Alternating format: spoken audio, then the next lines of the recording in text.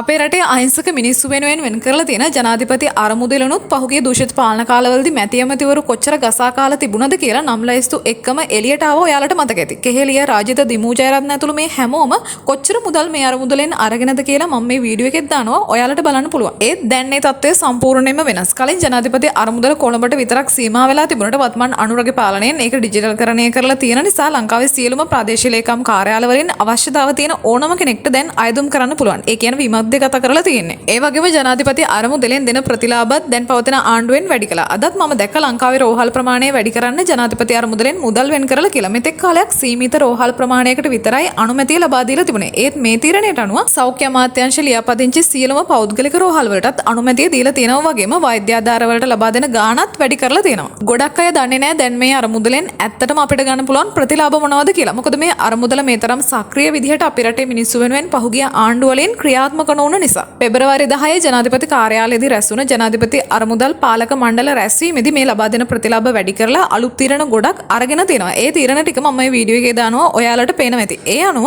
දැනට ලබා දෙන වෛද්‍ය ආධාර මුදල වැඩි කරන්නත් මෙතෙක් කාලයක් සීමිත රෝහල් සංඛ්‍යාවකට විතරක් තිබුණ අනුමැතිය සෞඛ්‍ය අමාත්‍යාංශය ලියාපදිංචි සියලුම පෞද්ගලික රෝහල් සඳහා ලබා දෙන්නත් තීරණය කළා තියෙනවා. විශ්වවිද්‍යාලවල ඉන්න විශේෂ අවශ්‍යතා සිසුන්ගේ මූලික හා අධ්‍යාපනික අවශ්‍යතා වෙනුවෙන් රුපියල් ලක්ෂයක එකවර ගෙවන ආධාර මුදලක් පිරිනමන්නත් ඕනෑම දිස්ත්‍රික්කයක එක් විෂය ධාරාවකින් වැඩිම ලකුණු ගන්න සිසුන්ට දෙන ශිෂ්‍යත්ව ප්‍රමාණය මෙතෙක් ලබා දුන්න 10 සීමාවේ ඉඳලා 20 දක්වා දෙගුණ කරන්නත් තීරණය කළා තියෙනවා. රජයේ රෝහල්වල තියෙන හෘද සැත්කම් සහ ඇසේ සුද ඉවත් කරන සැත්කම් වලට කාලයක් තිස්සේ පොලිම් වල බලාගෙන ඉන්න මිනිසුන්ට සිද්ධ වුණා. මේ තත්ත්වය වෙනස් කරලා ජනාධිපති අරමුදලේ මැදිහත් වීමෙන් ඒ සැත්කම් ඉක්මනින් අවසන් කරන්නත් මේ රැස්වීමේදී තීරණය කළා තියෙනවා. දිට්ව සුළි කුණාටුවෙන් පීඩාවට පත්වෙච්ච පාසල් දරුවන්ට රුපියල් 10000ක සහනයක් සහ විදේශයන්හිදී ආපදාවට පත්වුවන්ගේ සහ වකුගඩු රෝගීන්ගේ දරුවන්ට අධ්‍යාපන ආධාර වැඩි කරන්නත් තීරණය කළා තියෙනවා. ඒ වගේම ජනාධිපති අරමුදලේ මූල්‍ය තත්ත්වය මේ වෙද්දී ඉතිහාසයේ ඉහළම මට්ටමට ඇවිත් තියෙනවා. අරමුදලෙන් ආධාර ලබන ප්‍රමාණය දිස්ත්‍රික් සහ ප්‍රාදේශීය ලේකම් කොට්ටාස මට්ටමේ බඩවිය පළ කරන්නත් තීරණය කළා තියෙනවා. ඉතින් මේ දේවල් බැලුවම තේරෙනවා අපි දුන්න කතරේට සාධාරණයක් මේ ආණ්ඩුවෙන් කරනව විතරක් නෙමෙයි අපි බලාපොරොත්තු වුණා වගේම මේක ජනතාවාදී ආණ්ඩුවක් කියලා. ඉතින් මම ඔයාලගෙන් ඉල්ලනවා ප්‍රතිලාභ ගන්න පුළුවන් හැම කෙනෙක්ම ඔයාගේ ප්‍රදේශයේ ප්‍රාදේශීය ලේකම් කාර්යාලයේ අදාළ නිලධාරියා හමු වෙලා මේ අරමුදලෙන් ප්‍රතිලාභ ගන්න කියලා.